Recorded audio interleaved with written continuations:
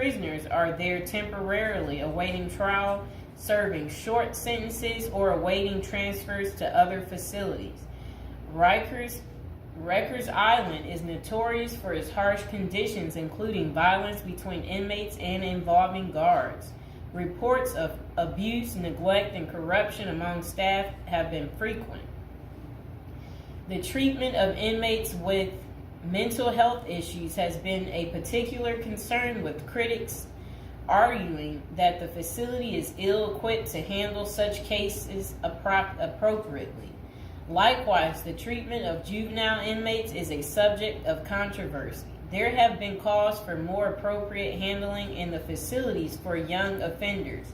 Numerous lawsuits and human rights investigations have targeted the conditions at Rikers Island, often focusing on issues like solitary confinement, the use of force by guards, and the prolonged detention of inmates awaiting trial. Now would be a good time to like the video, to subscribe. And are you guys enjoying the prison series? Do you like hearing about all the different prisons, learning with me together?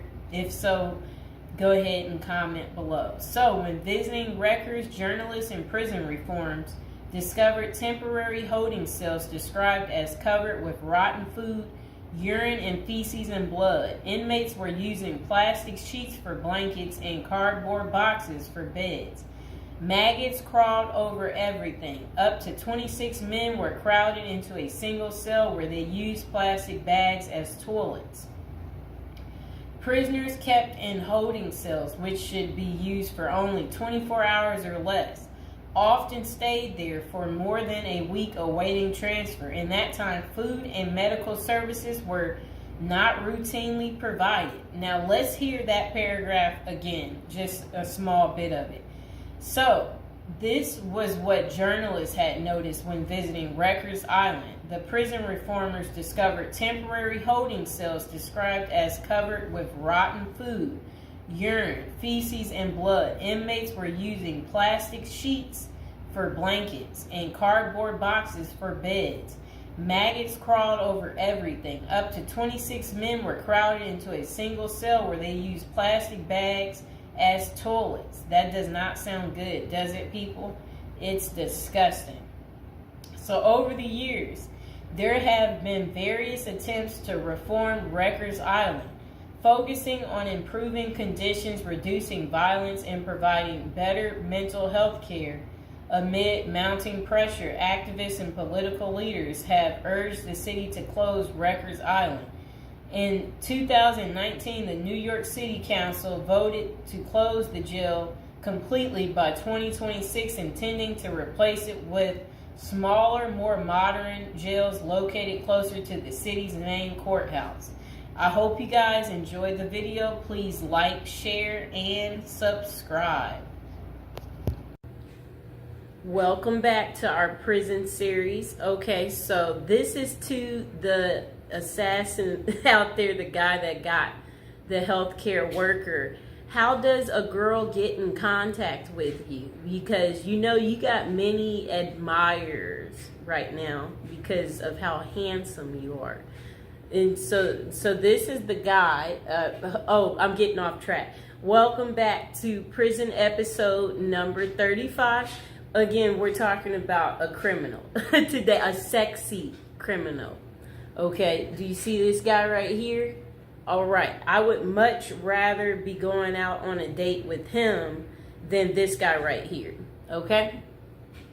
Yes, that guy right there, he's not as handsome. The guy that assassinated him is so much more handsome. And it would be like if someone is like, if he's asking you, if you happen to bump into the guy that assassinated, the CEO on the street, and he asks you out on a date, or he's like, hey, could I hide at your place? You know what?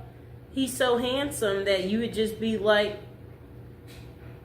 okay, So what do we really like about this guy? Look, he's young too. He's young.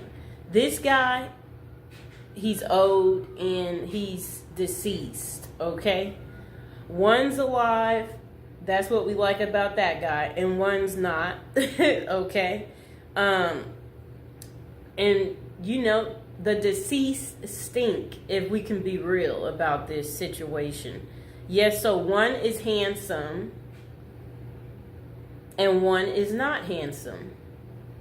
Do we need to waste any time there on why you would like to hang out with the guy that, you know, I'm just saying, you know, I'm pretty normal. I know some of you might be afraid to talk about how attractive the guy is that they're in search of. But, you know, if they capture him, what we have to say is this. At least we will be able to write him letters.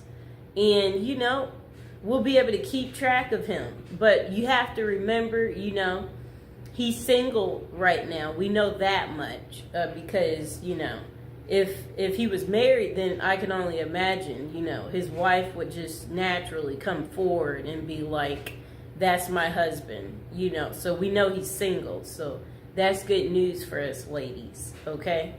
You know, but I mean, well, let's not fight over the guy, you know. We hope that they get him, because when they get him, then we'll be able to write him, right? And yeah, we imagine that he has so many admirers. Yeah, so one of these guys is a coward and one is not. You know, that's pretty much all I have to say about that. Now would be a good time to like the video, to subscribe. Is there anybody else out there who's just secretly admiring this guy right here, and you too want to get in contact with him, and you're just thinking, where are you? We want to see you. You know what I'm saying? So, or is it just me? Am I tripping? Am I the only one who finds him to be handsome? You know? I mean, if you're out there, dude, and you're watching, you know, a lot of people like you, okay? If you didn't know. So please like, share, and subscribe. Welcome to our prison series. Today we are going to give you an update on P. Diddy and what his Christmas is going to be looking like. This is prison episode number 41. Welcome. If you're new to the channel, don't forget to like the video and don't forget to subscribe. Okay, so Sean Diddy Combs, this will be his first Christmas in jail, and it includes a basketball tournament and a holiday meal. Enough, Mr. Fox. A judge denied Diddy his third attempt at bail following a court hearing, while he awaits a federal XX trafficking trial. Okay, so let's see what else they have to say. So, all right. His holiday meal, that sounds nice. Okay, so the I'll Be Missing You singer is spending his time at the Metropolitan Detention Center in Brooklyn as he awaits his May federal trial for alleged racketeering and XX trafficking. Diddy has been behind bars since September. Combs, he's 55 years old and his fellow inmates have the opportunity to participate in a card game, dominoes, soccer, and a 3-on-3 basketball tournament. A spokesperson for MDC Brooklyn confirmed to Fox News Digital. Okay, so Diddy's Thanksgiving meal options in jail include peanut butter and jelly sandwiches after his bail was denied. Okay, so for the holiday meal on Christmas Day, Diddy's menu will feature baked Cornish hen, macaroni and cheese, cranberry sauce, dinner rolls, and a holiday dessert. Just sounds too good, people. However, the lunch option is subject to change. Aren't we excited for Diddy? He's going to be eating so good, okay? So again, for those of you who do care, you know, If you want to write Diddy, again, he is at the Metropolitan Detention Center in Brooklyn, New York. That is where you would be able to write him if that's what you're interested in doing, and whatever you want to say to Diddy. Again, like the video, subscribe. And this will be his second holiday spent behind bars, as he was in jail for Thanksgiving as well.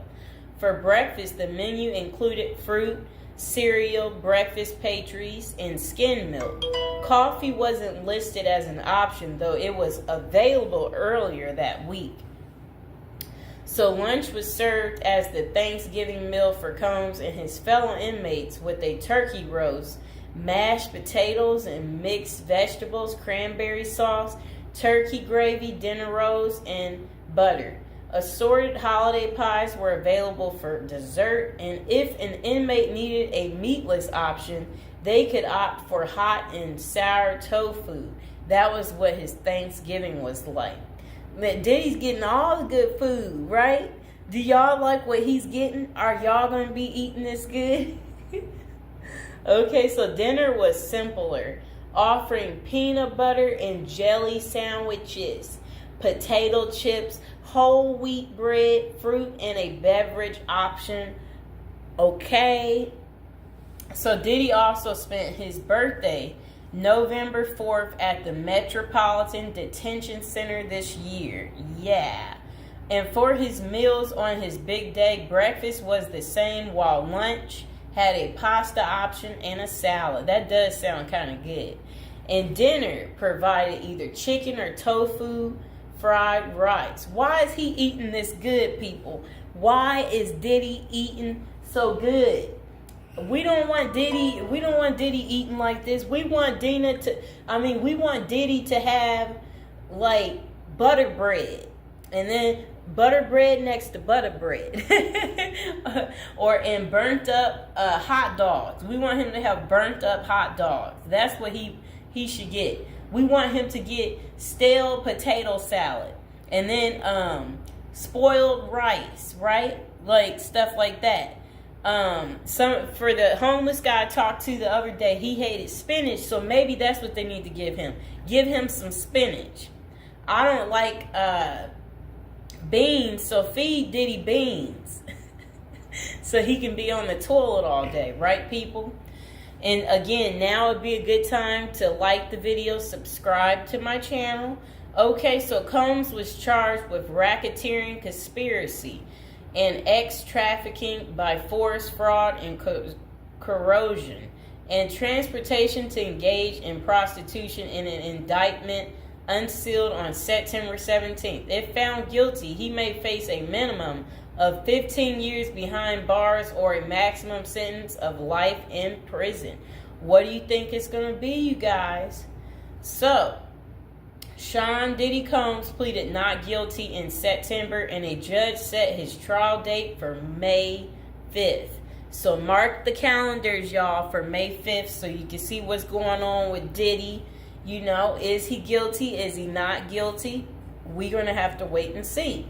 So authorities say Combs ran a criminal enterprise through his businesses, including Bad Boy Entertainment, Combs Enterprises, and Combs Global, among others. He used firearms, threats of violence, verbal and emotional, physical, and lots of other abuse to fulfill his sexual desires, according to the unsealed indictment previously obtained by Fox News Digital.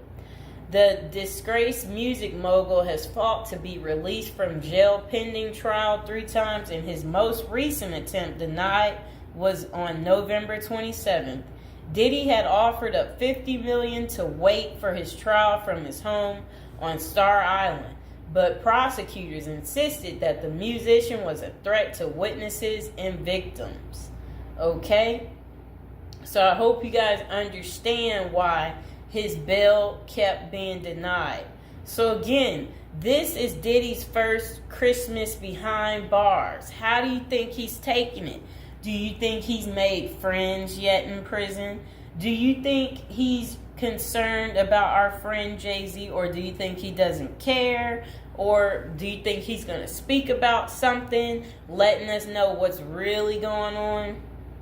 So, I will see you guys next time. Please like, share, and subscribe. Welcome back to our prison series. We are on episode 40, people. We're getting up there. Okay, so what's Christmas Day like in a high security prison? And this is coming from someone that spent 21 years in prison. So, they said, of course, Christmas in prison isn't like Christmas out there in the real world. But at the end of the day, it's still Christmas, and the effort is made at some institutions to make inmates feel the holiday cheer. The person said during their 21 years of incarceration at 7 different federal facilities, they witnessed the whole spectrum in regards to what inmates and staff were willing to do during the holiday season. A lot of inmates didn't care. It was just another day on the calendar to them. They were more interested in gangs and drugs and politics and making moves. The same with the staff. Some correctional officers and administrative officials could care less. They were there to do a job, and Christmas didn't come into the equation. But Christmas in prison can be special if the staff and inmates cooperate to make it so. Prison life is bleak and stark. Even the hardcore convicts need a little Christmas spirit. It helps to lighten the mood, let everyone relax, and even put their guard down for a minute. The following is what I experienced at the various institutions I was housed at during Christmas time, and how it differs from the life on the outside. It was never super special, but it helped to break the routine. And okay, so then they said presents. Getting presents in prison is frowned upon. You always hear the stories of the XX predators putting candy on the new inmate's bed. And if that new inmate takes the candy, well, you get the picture. Anytime someone gives you something in prison, it immediately makes your radar go up. Like, what is this dude's angle, or what is he after? That means there is no secret Santa or gift exchange in prison. A secret Santa present on your bunk might mean someone is trying to make a move on you in a way that you might not want. If someone did that to me, I would be out on the tier trying to find out who it was so I could beat them up. And now would be a good time to like the video and to subscribe to the channel. Are any of you out there going to be in prison for Christmas? Or know somebody who's in prison for Christmas? Maybe put some money on their books so they could get some candy. Okay, but saying all that, the staff does give out Christmas bags every year, and that is a big event. It's a big bag of candy with Reese's peanut butter cups, Hershey's chocolate bars, honey buns, grandma's cookies, and much more. Yum. Honey buns, grandma's cookies. Okay, so a nice bag of exclusive items that you don't normally get. As soon as the staff gives out the bags and then unlock the doors, it is a pandemonium on the tiers as the block turns into the New York Stock Exchange.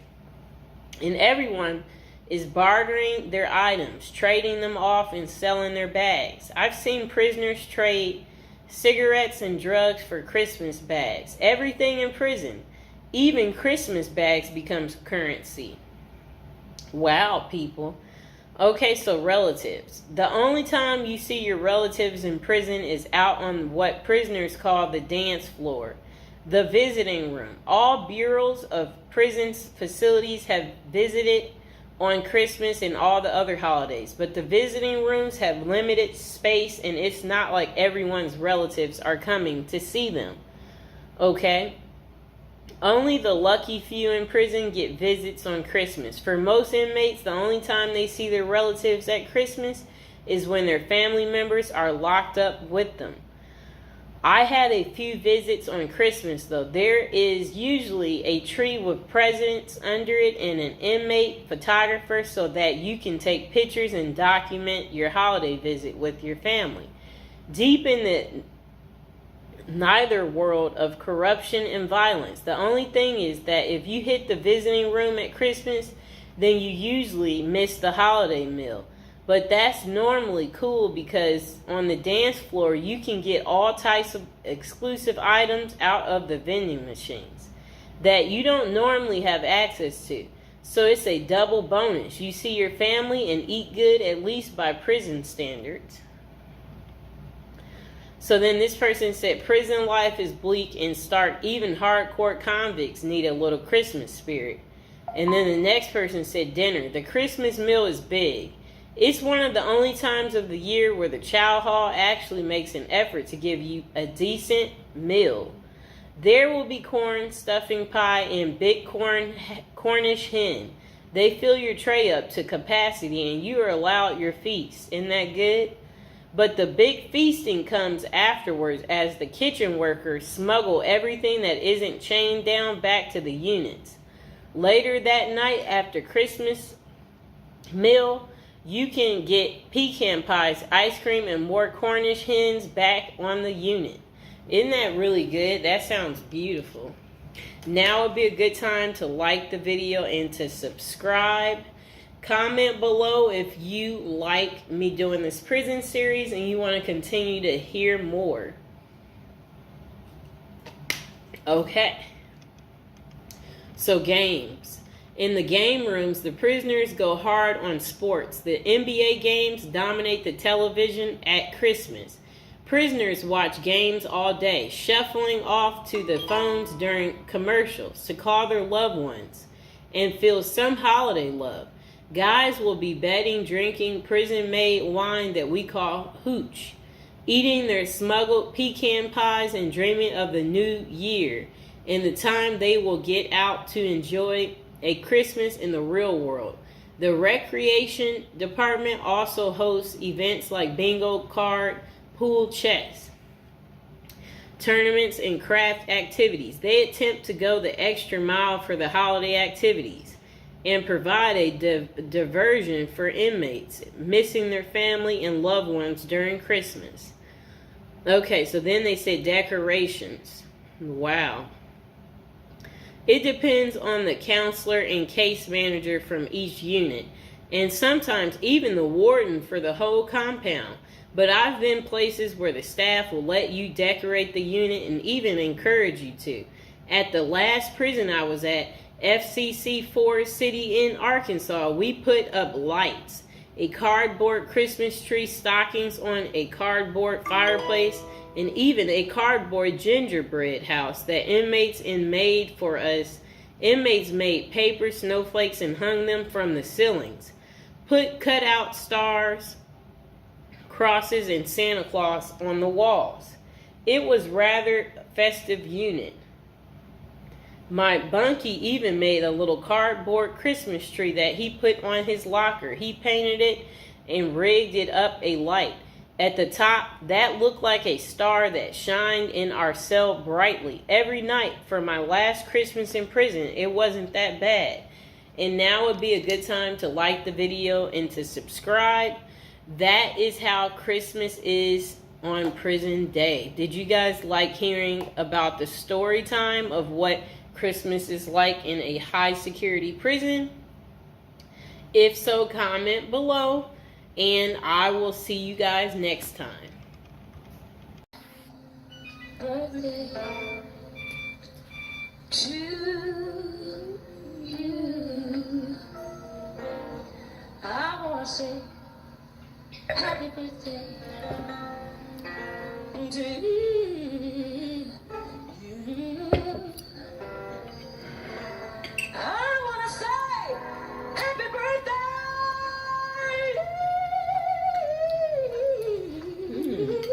It's really good. Mr. Fox, have some of the birthday cake, Mr. Fox. Come here. I love you. He's going to have some cake. You got to share the cake with the fox. You're welcome, baby.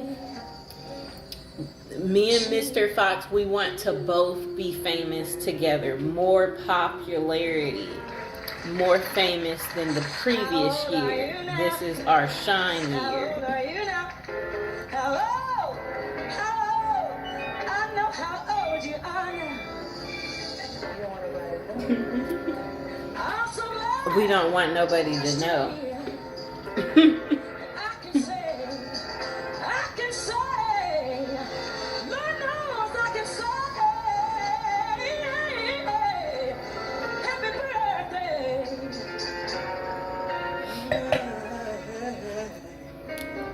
Happy birthday to you.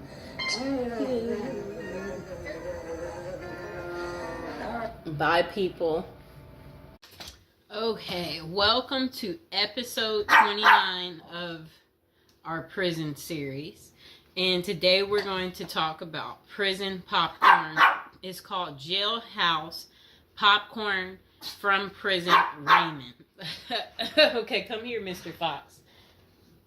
Jailhouse Popcorn from Prison Raymond adds intrigue to movie night by replacing traditional treats with surprisingly delicious movie snack made of Raymond. But the truly amazing part is the story behind the recipe and the terrifying off-screen drama that occurred during one particular prison movie night. The following story and recipe are excerpt from Prison Raymond. Movie night in prison was usually a big deal.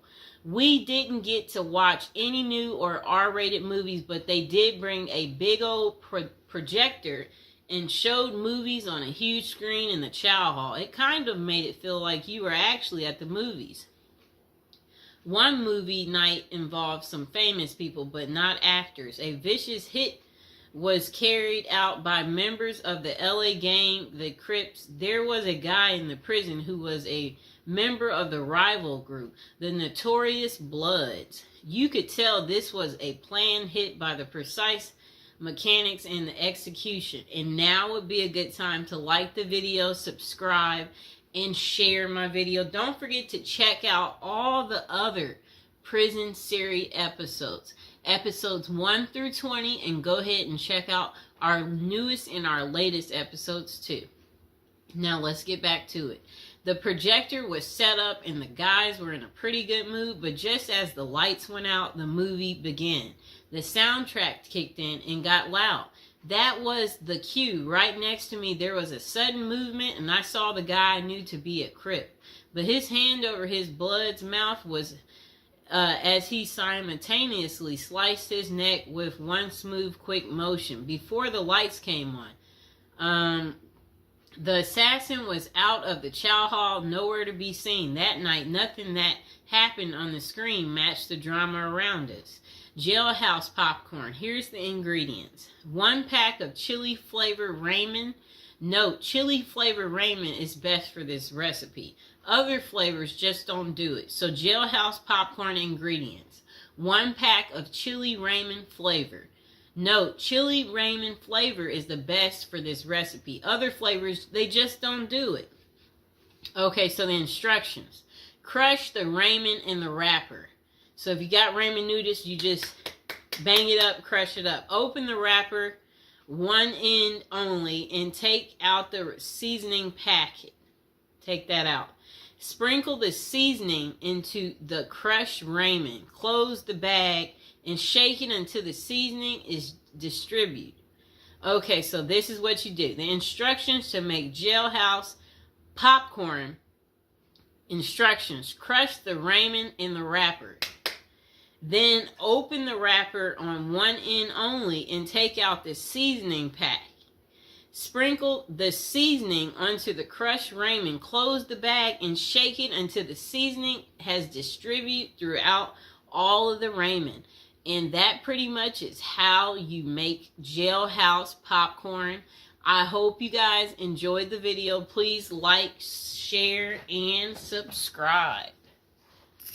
Okay, welcome back. We are on prison episode number 8. So today we'll be talking about how to prepare to go to prison if you know you're going. So, prison is all the rage in Hollywood. We've all seen Oz, the Shawshank Redemption, Orange is the New Black, and Con Air. Their creators got some of the facts right, but they don't tell you how to prepare for prison, do they?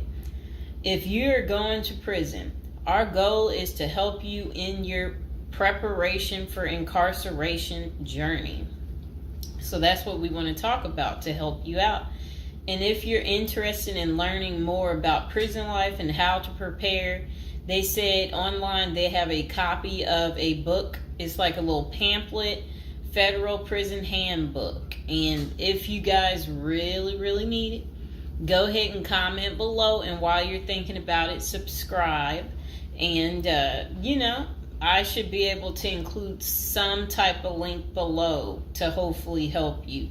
I hope I don't forget to put it down below. Or consider hiring Zukis Consulting Group to assist you in preparing for going to prison. Whether you will serve 6 months or 6 years, the tips discussed below will help you prepare for your time in prison. You can also book a free initial consultation to speak with a prison preparation coach today. For those with little experience with the criminal justice system, the notion of time behind bars can feel overwhelming. It can feel as though there is nowhere to turn, and any information you read online seems to contradict other information you've seen. We've included useful basic information below on preparing for prison to cut through all the misinformation. So they had created, it looks like a table of contents. So I'll read the table of contents. How to prepare for prison. Going to prison. Steps to successfully prepare for prison. Learn about federal prison. Federal prison facilities. Minimum security prisons, federal prison camps, low security prisons, medium security prisons, high security prisons, United States Penitentiary, USPS, administrative security prison. Research your Pacific prison. Arrival and personal property, money in prison, communication in prison. Get in good physical shape. Get your affairs in order. Preparing your family for incarceration. Appointing a power of attorney. Designating your point of contact. Resolving your medical and dental issues. Creating a list of contact details. Authoritative information about going to prison. Life in federal prison.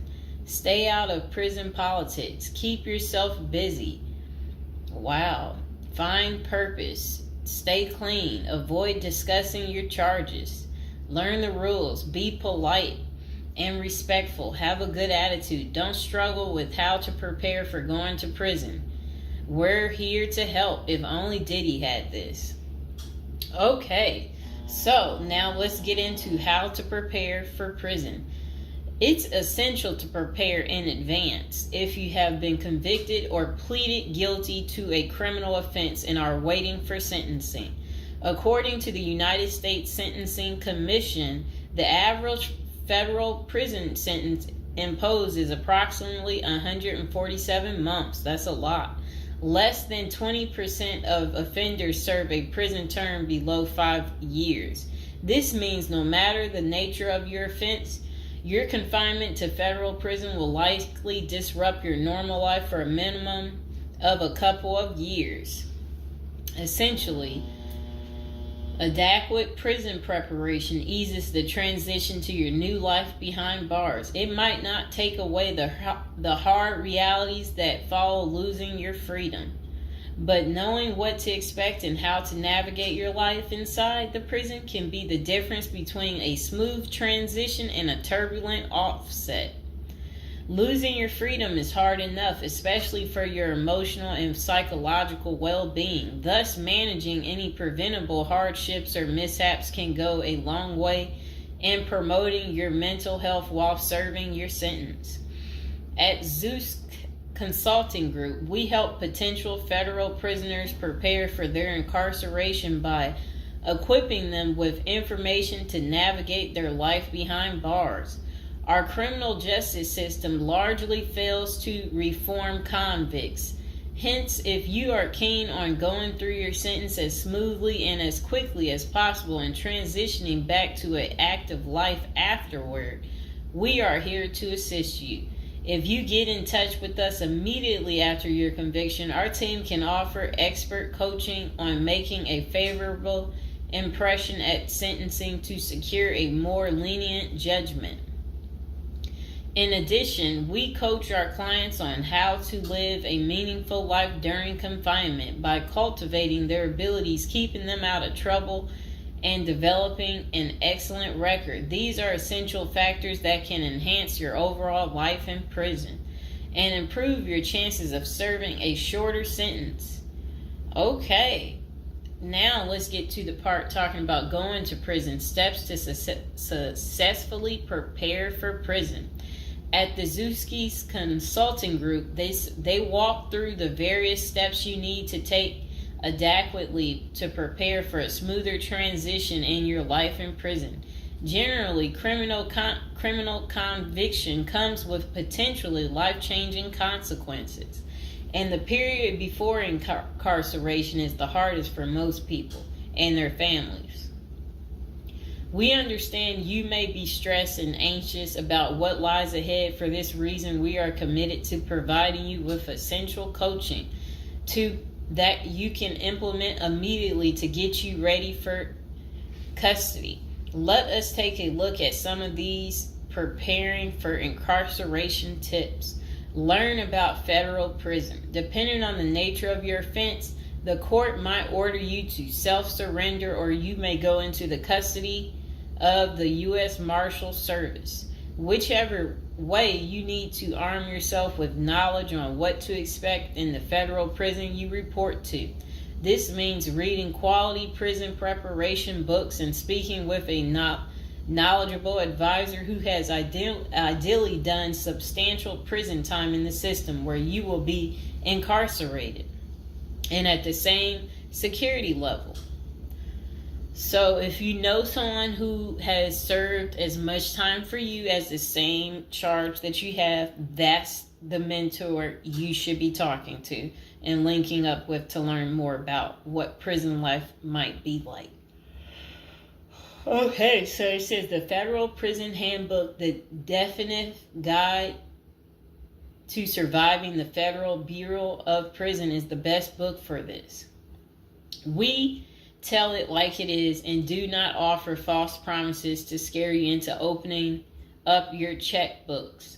Take this step seriously. You must build an informational foundation to make good decisions in prison. Federal prison facilities. There are over 100 federal prisons across the nation, and they operate at 5 different security levels: minimum, low, medium, high, and administrative. The security levels are determined by features such as security barriers, presence of external patrols, detection devices, guard towers, type of inmate housing, cell or dormitory, staff to inmate ratio, internal security measures. Below is a rundown of the features of each of the security levels. Okay, so it says minimum security prisons, federal prison camps. Dormitory housing, low staff to inmate ratio, limited or no perimeter fencing, work and program oriented. Prisoners with less than 10 years remaining plus minimum violence history. Okay, so that was for minimum security prisons, which is federal prison camps. Okay, so low security prisons mostly is dormitory or cubicle housing, higher staff to inmate ratio compared to minimum security prisons, double fenced perimeter, strong work and program offerings. Prisoners with less than 20 years is what low security consists of. Medium security prisons, mostly cell-type housing, higher staff to inmate ratio compared to low-security facilities, strengthened perimeters, wide variety of work programs, greater internal controls, all types of prisoners, but with less than 30 years remaining on their sentencing. So the minimum is for, again, people who didn't commit, the worst of the worst. And then low security, same thing, less than 20 years. Well, they're not the same thing, but And then medium means like you're going to be there a while, but you'll be there less than 30 years. Okay. High security. Oh, okay. Is United States Penitentiary, USPS, single and multiple occupant cell housing. Highest staff to inmate ratio, highly secure perimeters, close control of inmate movement, all types of prisoners, but sex offenders and informants are highly likely to be victimized. Administrative security prisons. Administrative security federal prisons have special missions. For example, pre-trial offender detention, treatment of seriously or chronically ill offenders, confinement of escape-prone, violent, or extremely dangerous inmates. So that's administrative security prisons. So, all right. Okay, so administrative facilities include federal medical centers, federal detention centers, the federal transfer centers, and others. Please see our Administrative Security Federal Prisons page for more information about these institutions. Operations and privileges such as leisure time vary widely at each security level. At the Zuskis Consulting Group, we can help you understand the implications of being held in any prison, regardless of the security level. But generally, through the Federal Bureau of Prisons, BOP, ultimately decides where to confine you. Your attorney may request your designation to a facility that best fits your needs. Okay, just a moment.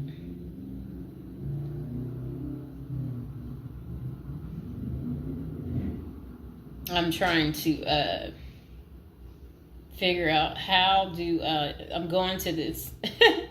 Let's see.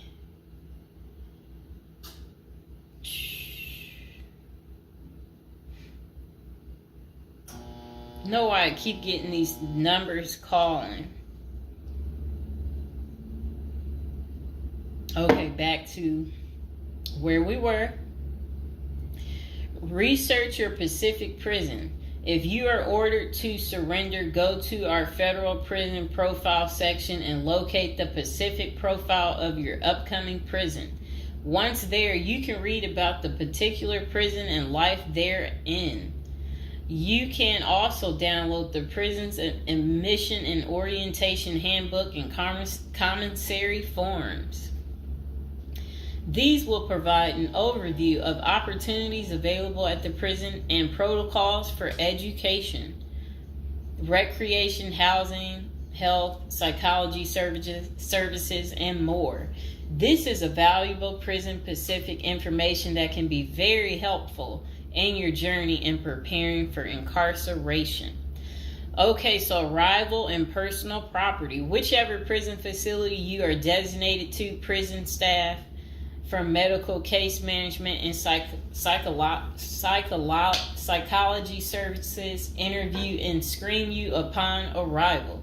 Later, you join the admission and orientation program for formal orientation into the facility's procedures, programs, policies, and services. Moreover, BOP restricts the personal property you can take when entering the prison or retain during your stay. Criminal defendants who self-surrender to their institution may keep the following items: plain wedding band, plain earrings for females, legal documents, orthopedic or medical devices, approved religious items, prescription glasses. While you surrender in your civilian clothes, you will be given an option to throw the clothing away, donate it, or mail it. home. The prison issues you clothing, bedding, and hygiene items upon arrival. In addition, you may purchase items such as shoes, recreational clothing, food items, personal care items, and others from the prison's commissary. Sounds like the military.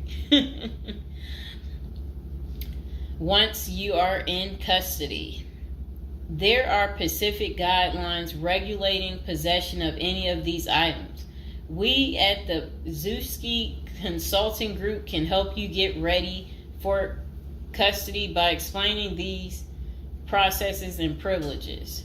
Money in prison. You can have money in federal prison, but the funds remain in your inmate trust fund account. These funds may be used for commissary purchases, telephone, email, and other authorized activities. Appoint someone you trust to act as a business or financial manager. Your spouse or attorney or close friend, you may want to give this person power of attorney and arrange for the bank to allow them to make withdrawals from your account. Arrange to have them send money monthly or quarterly if you can afford it. Ask for between $400 and $700 a month. This will allow you to spend $360 at the commissary each month. Use a maximum of 300 minutes of phone calls each month. Purchase MP3 player songs and use the BOP's inmate email system. This investment will make your prison time go by faster. It's worth the expenses if you and your family can afford it. So again, ask your family to send you about $400 to $700 a month, because the commissary, they allow you to spend $360 a month, and then they're just saying that use a maximum of 300 minutes, of phone calls each month, and then you should be able to use the inmate email system too.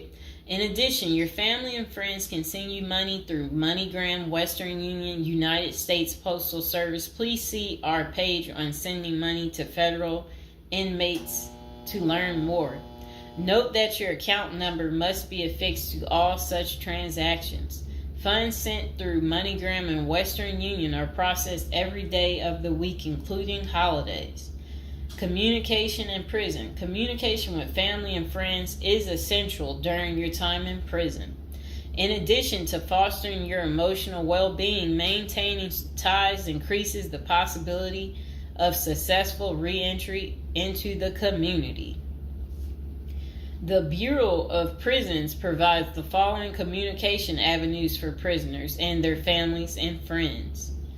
Inmates and receiving parties have the option to pay for phone calls.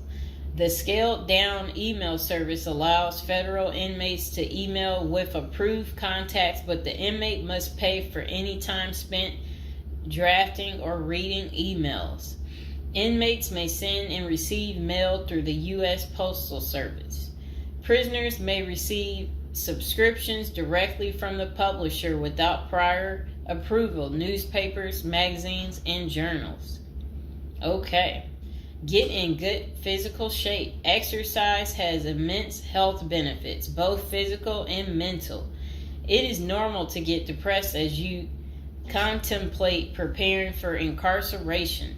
However, exercise can help keep stress levels down and allow you to focus on what matters most, creating a positive transition to better your experience in prison. You will have plenty of time in prison to develop good fitness. However, starting now is beneficial as you equally need your energy levels at peak as you rush against time to get your affairs in order. Moreover, if you end up confined, especially in a higher security facility, looking physically fit may play to your advantage, though you should purpose to stay out of all conflicts at all costs. There probably isn't any pressuring need to learn how to fight if you are housed at a camp, minimum security, or low security federal prisons. But if you're headed to a higher security level, you may want to hire a personal trainer to become as fit as possible, even if that just means looking tough. So if you're at a higher security level, you might encounter more threats. That's what they want you to know. While we don't advocate employing violence, conflict avoidance is almost always the best answer in prison. It's not the worst idea to consider taking self-defense classes to learn how to protect yourself. This is essential piece of how to prepare for prison. Violence in prison is genuine concern, and people do get hurt. A fight is never a good idea, but you need to prepare in the event of everything going wrong and escalating into conflict.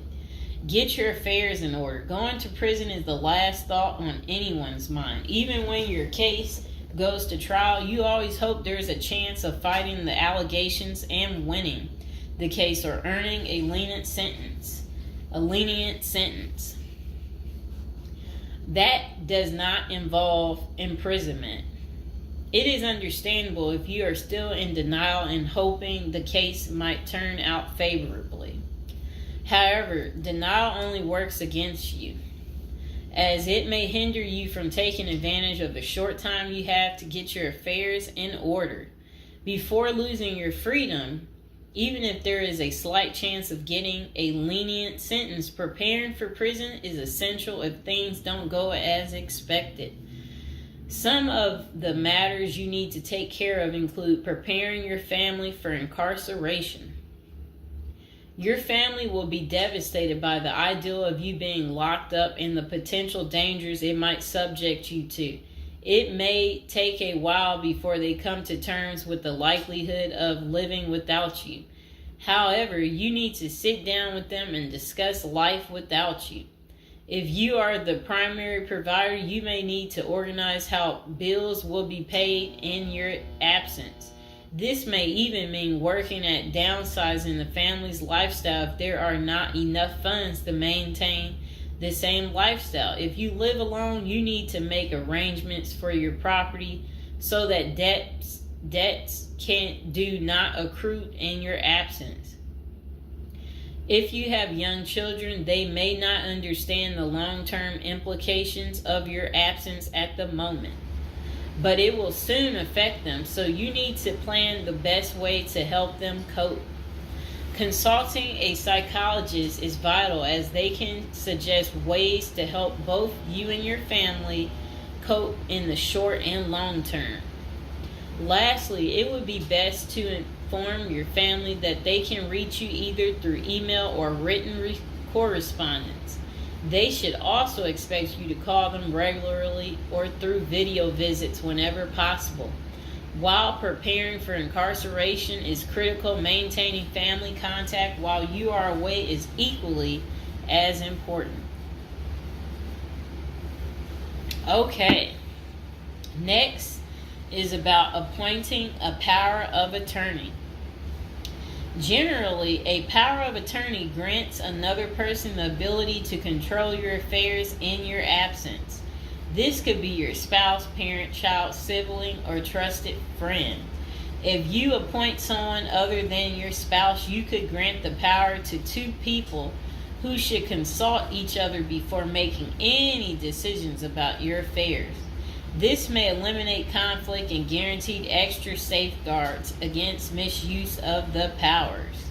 As you do this, ensure you draft a financial plan on how the finances should be utilized while you are in prison.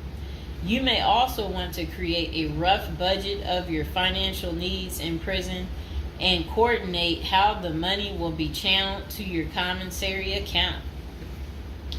Designating your point of contact. Before surrendering to prison, ensure you identify a primary point of contact. This could be a family member or a close friend. We can work with this primary point of contact as questions or issues arise. Additionally, this person will be able to better advise your family and friends of your status, location, and information. Please note that prison staff seldomly release information to family members. For example, if your family calls your unit team seeking information about your status or healthcare matters, they will not release information. With this being said, we have our clients sign a release information authorization, thereby enabling prison staff to disclose information to our team members. Next says resolving your medical and dental issues. Medical and dental services are available in federal prisons. However, they may not match the standards of your current providers. Care is often substandard, slow, and usually not forthcoming. This is a crucial element in preparing for prison. You will do yourself a big favor by dealing with this now and not waiting until you are in prison. If you have pre-existing medical and dental issues, get an evaluation from your doctor before surrendering. Likewise, it can be a very good idea to update your glass prescriptions and resolve any dental matters before surrendering. It can also be helpful to obtain complete copy of your medical records from your doctor. If you take any prescription medications, ask your doctor to draft a letter explaining what the medications are, and what underlying conditions they treat. While you can submit these documents to your prison's health service upon arrival, our team can also use these in cases of prison staff not adequately treating medical conditions. In these cases, it is critical that we have underlying documentation, as this helps us motivate prison healthcare staff. Creating a list of contact information. Before going to prison, prepare a list with contact numbers, mailing addresses, email addresses for all the people you may need to contact during your confinement. This way, you will not get stranded whenever you want to contact a particular person. Additionally, try to fit this contact list on one double-sided page. Many receiving and discharge officers will allow self-surrendering inmates to retain this page. If not, we also recommend our clients provide us with a copy of their contact list. We overnight this contact list to our clients on the day of their arrival. Authoritative information about going to prison. In the past, people used to go to prison utterly oblivious of what lays ahead and would endure untold hardships before they adjusted to their new life. This is not the case today. There are dozens of books, guides, and other programs that help defendants prepare for their life behind bars. While we cannot attest to other firms, books, or products, our team regularly assists clients preparing for prison. Here are a few of our book offerings: Prison Education Guide, Federal Prison Handbook, Directory of Federal Prisons. While waiting for your sentencing or self-surrender date, ensure you gather as much information as possible to enlighten yourself. Most prison preparation resources are written or produced by ex-convicts who have served long sentences in federal prisons, or experts who have worked closely with the inmates and are familiar with the criminal justice system. Researching widely and reading available credit resources can be an eye-opener, enabling you to adjust to your new life quicker. Aside from reading prison preparation books and guides, you may also seek out prison consultants to answer your questions and provide insights on the ins and outs of prison. For instance, at Zeus Consulting Group, we help criminal defendants develop strategies to prepare for prison and successfully reintegrate into society. Our objective is to help you develop an informational foundation to make good decisions once in custody. Life in federal prison. Before commencing your federal prison sentence, you need to know how to prepare for federal prison with a survival guide and tricks. Assuming you have gathered as much information as possible about what your life in prison will be like, here are some tips to enhance your experience. Stay out of prison politics. You do not have the liberty to choose your neighbors in prison. You meet people from different backgrounds, some possessing extreme opposite personalities, ideologies, and outlooks on life. Despite the sharp differences, you may have to share the same facility for years. In ideal circumstances, people should embrace diversity, but not so in prison. Conflict of interest and prison politics are the order of the day. However, it helps by maintaining a low profile throughout your stay. Otherwise, if you indulge in politics and things turn ugly, it may compromise your chances of coming out unscathed. Keep yourself busy. Federal prisons require medically able inmates to work. As soon as you arrive, ensure you find a job that you will enjoy. If you don't obtain a job on your own, prison officials will assign you a work detail. We advise our clients against this approach since it often means working long hours in the kitchen. Some examples of the positions you may want to consider include plumber, inmate orderly, food service, warehouse, groundskeeper, painters, while some of these prison jobs require long hours. Others are no-show jobs where you sign your name on a sheet and leave. While federal prisoners are paid for their work, wages tend to be meager. For example, federal prisoners typically earn 12 cents and 40 cents per hour.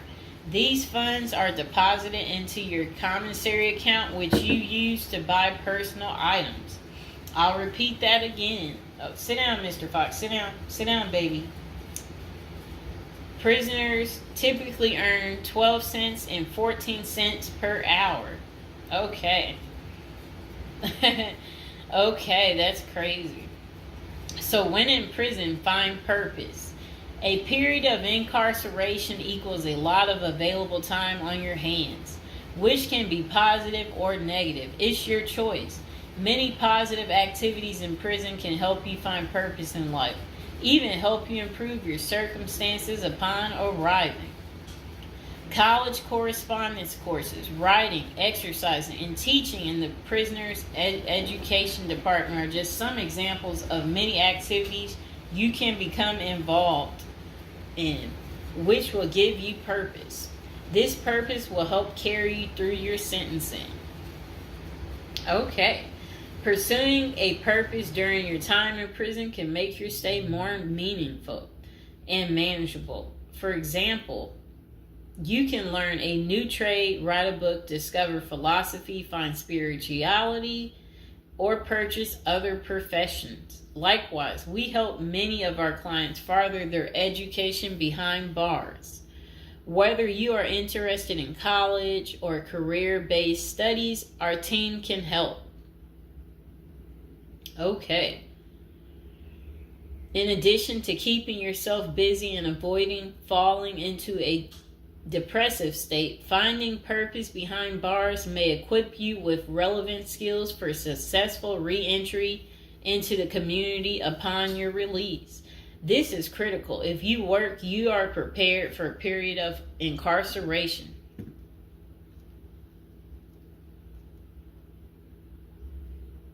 So, yes, that's very critical. Thinking through potential activities is a critical step in figuring out how to prepare yourself for jail. How you find purpose is up to you. One of our clients, a doctor before his incarceration, spent his time helping those who need physical therapy. Find something that works for you. It is a good idea to put a plan in place so you can focus on the day of release from the time you enter. Avoid discussing your charges. When first entering prison, many inmates receive the prison 411. Other inmates want to know who you are, your criminal charges, your sentencing, and other relevant information. Whether someone tries to bully this information out of you or a friend in prison asks, Do not fall into the temptation to disclose your case details. Many things can go wrong if you do so. For instance, a fellow prisoner could make a deal to serve less time in exchange for the information, especially if the details are incriminating. Also, the nature of your crime might cause you to be victimized, especially for sexual-related charges. Please contact us at the Zeus Consulting Group if you are concerned about these types of disclosures. We help clients charged with all manner of criminal offenses develop a strategy for addressing these sensitive matters. This is especially important for clients charged with sexual offenses or who have testified against others for a sentence reduction. Stay clean. However tempting the ideal of using drugs in prison may be, you should steer clear of them. This is a key area for in-prison conflict among fellow inmates. Likewise, inmates caught drinking alcohol or using drugs are often severely sanctioned. While this can be an appealing avoidance avenue, especially when struggling with depression, this is not the answer. Our team can help you develop better coping mechanisms. No matter how deep you descend, keep in mind that drugs are not the solution.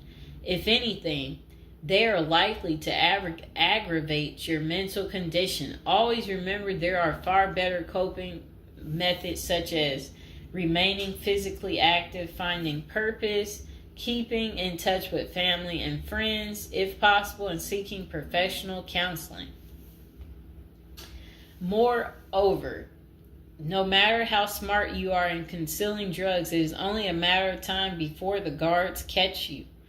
And when that happens, it may spoil your efforts of maintaining a clean record and dash any hopes you may have for an early release.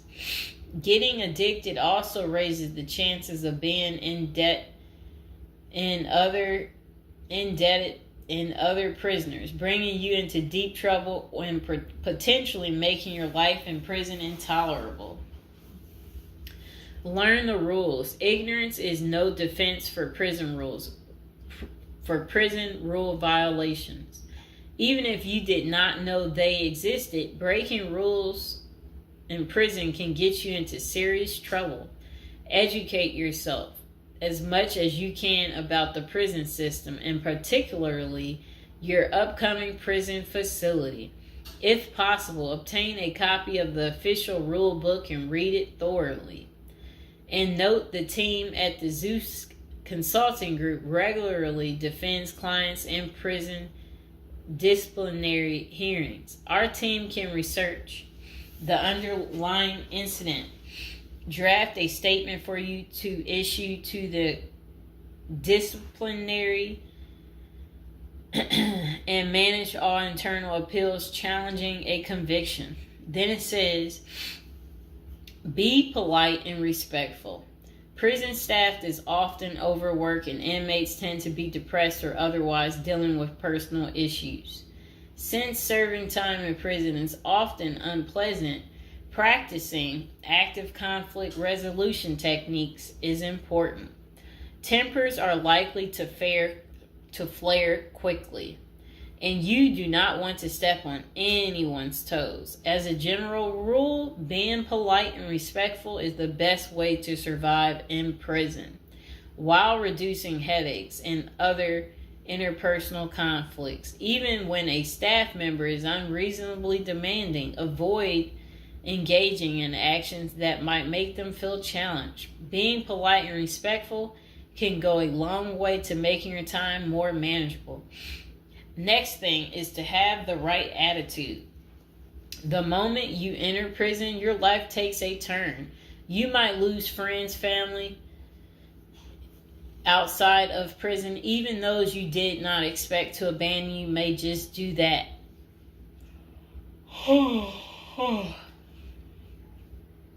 You are pretty much on your own inside prison. Other inmates may try to take advantage of you. Going to the guards for help is often a bad idea, and that can have serious repercussions. With such a gloomy situation, you need to polish up your attitude and prepare for incarceration. Having the right attitude can help you surmount the prison reality and build something positive out of the situation. The team at Zeus Consulting Group can help you prepare for the experience to come and plan for the unexpected. Prison time doesn't mean a death sentence, quite opposite. It says, if you lost your license because of a criminal conviction, they can help you launch a new career. Okay. So they're just saying basically, there's no reason you can't leave prison without a degree or a better prospect for the future. Don't struggle with how to prepare for prison. It says that use the Zeus Consulting Group and let them help you. Okay, because they're basically saying prison is never easy. They said they know what awaits you in prison and the tactics you can employ to have a smoother life behind bars. Going to jail or prison is never easy, but with directed effort, you can lead a productive life during this experience and after. Okay, so that is pretty much how you prepare if you are going to prison. If you've watched this far, type in the comments below this far, and I hope you enjoyed the video. Please like, share, and subscribe. Welcome to episode 2, back on our prison is a retirement plan for seniors. And today we're going to be talking about people using prison as a retirement plan in Japan, of all places. Okay, let's get to it. So they said seniors in Japan are having to steal just to cover basic expenses, but it's all part of their plan. You see, the sentence for their crime sends them to a place where they find a sense of community, receive free room and board, and have a caregiver 24/7. It's good to watch other countries who are older or more in depth to see what will happen to us. Well, 27.3% of Japan's citizens are 65 or older, practically twice that in the U.S. And these seniors are breaking into prison just to survive. Will Americans retirees be forced to do the same? Not if they start planning now with a financial professional. Here's a look at Japan's rampant retiree crime spree. So they said an article in Straits Times is titled "Rising in Old Jailbirds Turn Japan Prisons into Retirement Villages." It points out that a record 47,632 people in Japan aged 65 or over were arrested in 2015. Over 70% were caught for petty crimes such as shoplifting. When retirees have to steal just to survive, it's clear that their plan didn't include saving enough money to cover basic living expenses. What's worse is that Japan's elderly inmates are rehabilitated, kicked back into society, and stuck in the same boat they were before. They haven't gotten any younger, and they still don't have enough income. So do they get a job and start saving for their slow-go years? No, they steal a bunch of bananas for breakfast and get thrown right back into the slammer. About 70% of all current inmates aged 65 or older are repeat offenders. Why do these seniors live this type of retirement? Well, besides the fact that they did not plan successfully, their retirement strategy didn't include any plan for long-term care either. But prisons did. A roof over their head, 3 meals a day, no utility bills, and free unlimited health care are all provided. A research firm coined Japanese prisons state-sponsored retirement villages, and one of prisons' demographics includes a 50.6 age average, with the oldest being 88 years old. That same prison was recently refurbished to accommodate their demographic, including 500 private well-lit cells, each with its own desk, chair, and well-lit cells, each with its... Oh, okay. They said also comes with a wooden bed and television set. Steps in the public areas are even upgraded with ramps and handrails. Does that sound like a prison to you, or is it closer to the retirement home where individuals visit the grandparents? By 2025, 1 in 3 citizens of Japan will be age 65 or older, and 1 in 5 will be 75 or older. 2025 isn't that far away, and the U.S. demographics isn't getting any younger. Medicaid and Medicare are drastically underfunded and facing problems similar to Social Security still. Prison is better than no plan, and a ward of the state doesn't have to live on the street and steal bread.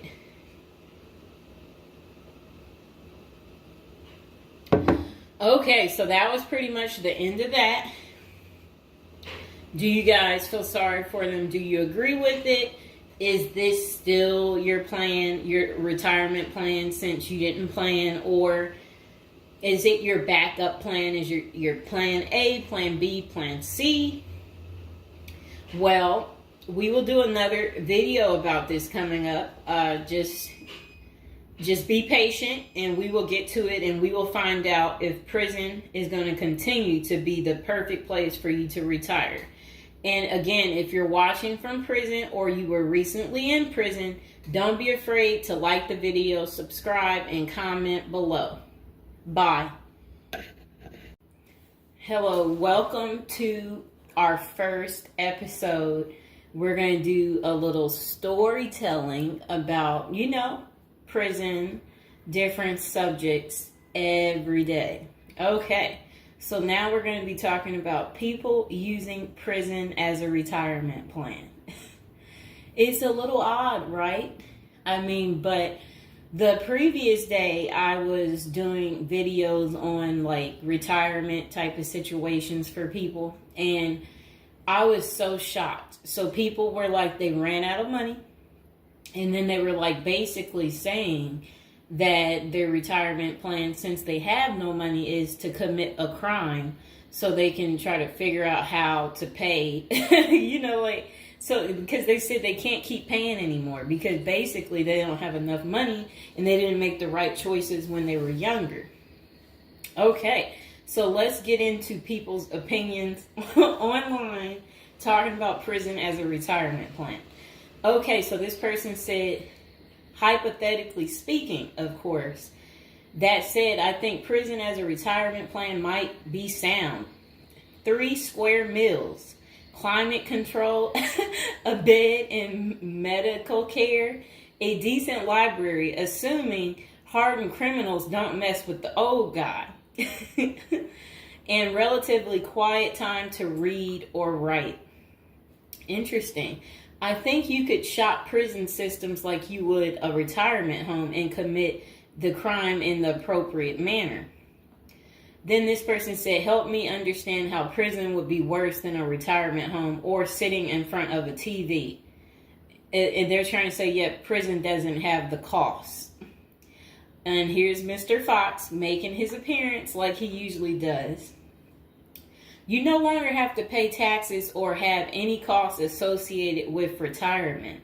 You can be completely reckless and not save up money to support yourself in old age, and you can enjoy life now. If you are lucky, you can work in the hobby shop all day making license plates. You can be terrible at that and still get food. You don't have to listen to an old lady nag every day. Before you argue that you won't be able to visit your kids, how many old people wait hopelessly for visits that never come? Card games in the yard, puzzles, crafts. You might even be able to paint or play music. I bet you could even find a personal trainer to keep your fitness up. There is always the outside chance you can get away with the crime and extend your reckless spending until you finally get caught. This could be the Gen X answer to the Social Security crash. Oh, I like what they're saying because, you know, they try to say Social Security will be gone for us once we reach a certain age. And I believe them. Because plus, we constantly hear about them talking about they're going to get rid of Social Security. So, might be true. So we got to plan ahead, right, you guys? So maybe I should take up tattoo artists as a hobby to prepare so I can get some extra smokes and a serving of Jell-O. Now, what crime do you commit and at what age? Embezzlement seems a solid choice, but I think you might need a life sentence to make this work. And then it says that it would be messed up to get kicked out of prison. Seriously, not serious. I don't think people get kicked out of prison. I think they get, if they have good behavior, I think they can possibly get out. Okay, so it says maybe a Fed club, laughing out loud. And then another person said they liked that post. They said that's a nice thought. Then the other person said, what do you mean? That would be a problem for me because it's a lack of freedom and privacy. And the next person said crazy but interesting concept. I have heard of the homeless committing crimes just to get off the street. And the courts read right through it and cut them loose. Interesting. That brisk morning stuff on the freezing stainless toilet and that toilet wine would round out a nice day. Laughing out loud. I guess they know how to make toilet wine. I think I would rather be in prison than homeless. If things were really bad, go on a robbery spree and hide the money for when you get out. Ha ha ha ha ha. And if you were to ask me, which would you rather do? Oh, that's terrible. Be homeless on the street or be in prison. Prison wins hands down on this one. The guaranteed bed and the guaranteed meal, the library, you know, the friends when you get your free time, you know, I'm just saying. I don't think the cold streets are for everyone. Okay, so this person said, I'm guessing these are also an issue in a retirement home, except you still pay taxes and rent. I have to guess, but gawking the old guy is not going to be high on the list of pastimes for convicts. Spider is so, wow. I don't think we want to say that.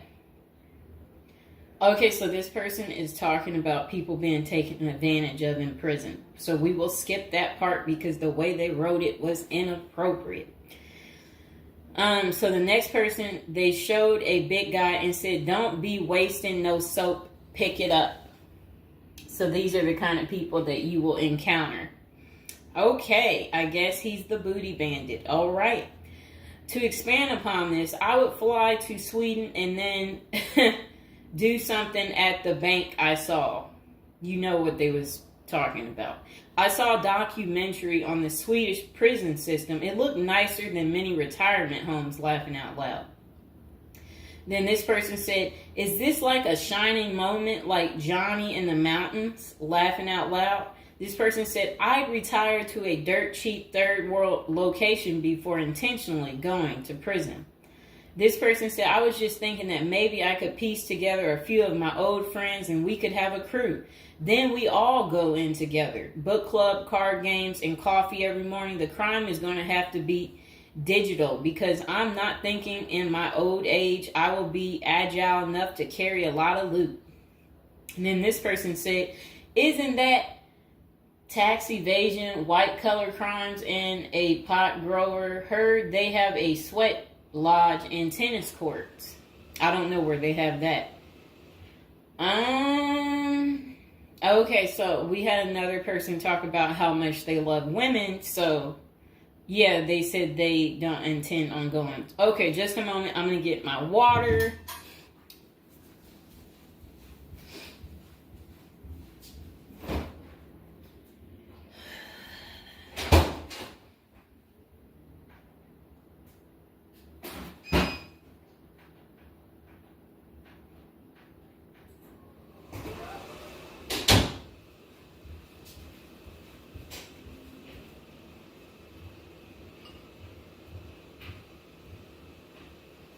All right, it got a little hot. Okay. Now, this person said, I'd rather go to a cheap third world island and live life as a local fix-it guy. Putter around, live on the beach, fresh seafood, and a tan booty. It's a pirate's life for me, mates. Next person said, I took what looked like a shortcut one morning. And they're talking about something about a prison cop. I don't know what that means, and I'm not going to say it. Okay. This person said a failed bank robbery would be pretty simple federal crime. On the other hand, I think even a basic social security check will go pretty far in the Philippines, Mexico, and Colombia. I think they're right for those countries. This person said, my broke buddy is doing okay in Thailand. This person said, I'm thinking about spamming forums with CBD gummy ads. Certainly, committing internet crimes would make it a federal case and qualify them for a federal country club prison. And they said they're currently in beta testing phase. I'll let you know how it pans out. That's really sad. This person wrote this in January of this year. That's sad that this is what the people are doing. Well, at least you know what not to do. And then another person said, well, it worked out rather well for Otis. They showed a picture of some guy. I don't know who this guy is, but that's who they said it worked out for. And then this person said everybody has that one person that they weigh whether or not their demise would be worth a life sentence. And then this person said, well, nowadays, all you have to do is agree with Trump, like say over at the Capitol and post it online. And then this person said, P.S. I hear San Quentin is nice. Happy face. And then they, I guess, posted something about that prison. The person is trying to say that the prison guards at San Quentin are friendly. I doubt that. This person said, you got too much time sometimes. And then this person said, I think if old age and life in retirement got so bad to the point I was considering prison, I would think I would eat a bullet first. Okay. This person says, take out a politician and live like an illegal immigrant. Better than the middle class nowadays. Whatever they mean there. This person said, first off, if you are a Gen X or younger, getting an SS payment, that crap is estimated to crash the year I qualified. We were taught that our senior year of high school back in the 80s, so we can't plan for that. Second, I think the chances for clean drinking water will be better in prison than in a third world country if you choose wisely. I didn't think about that. So stick to the U.S. prisons if you're really thinking about this. It said banks don't keep enough money these days. I think I will be too old to try and take down an armored car. Gotta go with a federal crime that is a light lift, maybe a Ponzi scheme. Does anyone want to pre-order a UTV? Question mark. This person said, might want to rethink your screen name if you're going with this plan of retirement. Just saying. Maybe something like Spider or Smiley, question mark. This person said, this is a nice big Ponzi scheme. Throw in some racketeering and evade federal income taxes. Just be sure. Plus you'll have a blast before you get caught. They did a little emoji with shades on the cool emoji. This person said if you land in a California prison, you even get yoga classes, free education, and you have a government-sponsored sex change. So you can end up in a female prison eventually. Rob, we won't say what they said there. Oh, wow. That's really sad what they put. You already know what they said if I stopped right there. Okay, hold on. The next person said, you're going to want federal minimum security. Identifying as a woman would have perks, but you would have to listen to your cellmates for the rest of your life with nowhere to go. This person said, we can tell that some of us have never been to prison now, can't we? And then this person said, only an inmate at RDP. I don't even know where that is. This person said, Social Security won't go away. It will just be reduced by about 25%. Hopefully all these millions of illegals will get work permits and start paying into the system so the cuts won't be needed. We'll still get something, but it will have the purchasing power to get us 2 Jersey Mike sandwiches a week, laughing out loud. Next person said, the unwanted being taken advantage of in prison is a hard no for them. So they don't want to go because they're not interested in being taken advantage of by the same sex. Okay, good reason. This is what goes on in prison. Next person said, I nominate this creep as a test mule for your plan. I always wonder what happened to the creepy banjo kid from the movie Deliverance. This person said, okay, it turned bad. Okay, so we won't read that post. This person said, here's a retirement plan. Go to Mexico, denounce your U.S. citizenship, sneak back across the border, get free phone and benefits, and I hear in Maine you can get a housing allotment and a stipend plus free medical. This person said, one of you guys that works for me is a Venezuelan expat. He and his wife have been building/buying houses in Colombia as investors. Crazy cheap. He spends a couple of weeks down there a few times of the year and doesn't spend squat. Usually the airfare is the most expensive part of the trip. And then this person said, hey, that was my college meal plan. I had about $20 a week. I'd pay a cold Subway sandwich and eat about 2-inch slice a day.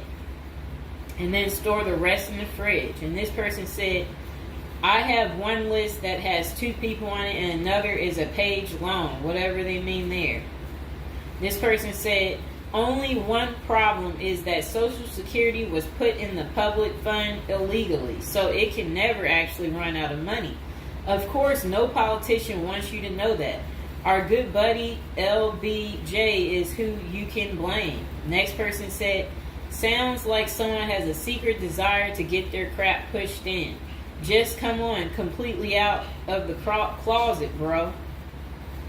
This person said, I worked in that prison. Numerous others as well. There are no tennis courts. Myself and crew were with general population. Inmates actually were on my crew as well. The good behavior guys. The stuff you don't hear about is massive. Daily crap goes down.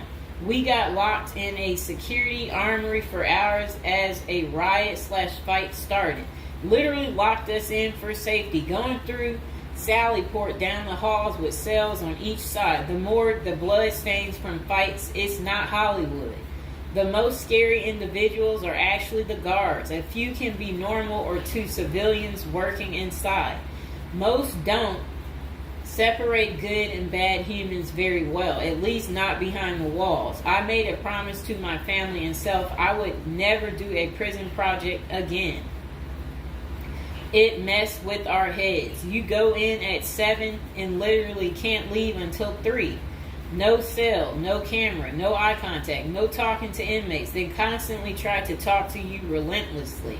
I saw things in there that I will never leave my mind.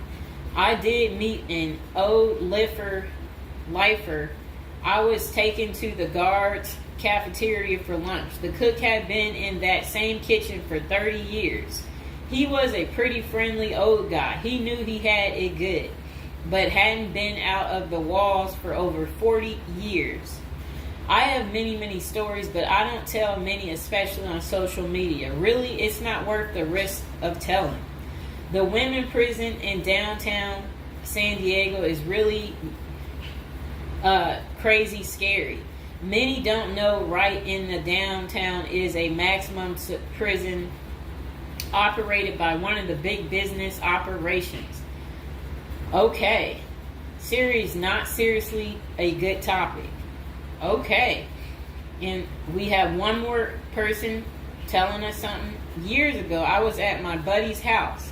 His older brother had just got out of prison. I didn't even know he had an older brother and no clue what he was in for. I remember he couldn't settle down at all, just hanging around in the garage. He couldn't stand still. And it was almost like he was looking to get in trouble. One Friday after work, I swung by to see what was up. The boys were hanging out in the garage, drinking beers. Steve was getting all irritated about something again. Basically nothing. And then out of nowhere, he blurts out, "I ain't afraid to go back. I'm just a punk in a bunk." That's really funny. I got out of there. Too much of a scene. Okay. This person said they still think prison's a retirement plan. This person said, yeah, big perks. You'll also get, as Jim Jeffrey says, and yeah, so, all right, so that's the end. I couldn't say what this person said because it was very inappropriate. So that's the end of episode 1 for prison as a retirement plan. And hopefully, you guys think this through. If this is something you're really interested in for real, you will want to continue with the series of, me talking more about prison, so we can get you ready and prepared if that's really what you're into. If any of you out there are watching from prison, we would love for you to like the video, subscribe, comment below, let us know, your prison stories. If you used to be in prison or if you want to go back, we want to know that too. So go ahead, don't be shy, comment below, and I hope you guys enjoyed the video.